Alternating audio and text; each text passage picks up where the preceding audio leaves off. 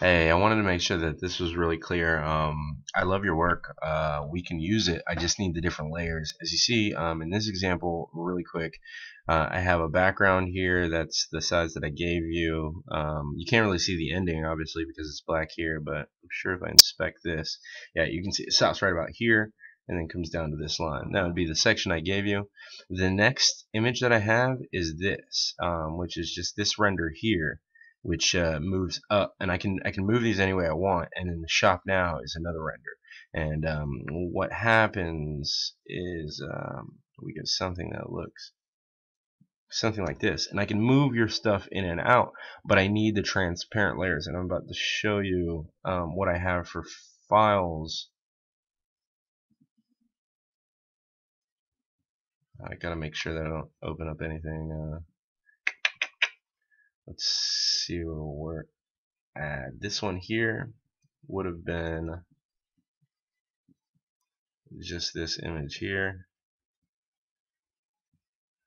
and it's actually, I mean, it's transparent. It ends here, and it's actually on a transparent background. I had to crop this out just because I found it on Google or whatever, but this is the image I used, and because it's got a transparent background, just this guy pulls up. So same thing with the button.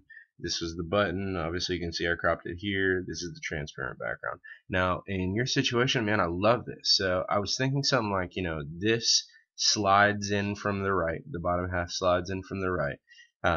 These drip marks obviously could drip in all together, or I could do them singly. I mean, it would take a little bit more time on the slider end, but if I rotated each one of these, so this pink line, this pink line, this pink line, this black line, whatever wasn't here on the original image, I would need on a separate image, and it would be transparent. So none of this would be here. It'd be a clear background, so these would sit right on top of the first image, just like designing these files is meant to be in Photoshop, layered files. So the first layer would be the buildings, the second layer would be the pink and maybe the black lines, maybe the third layer is this art, this wording coming in from the bottom or sliding in from the right or left.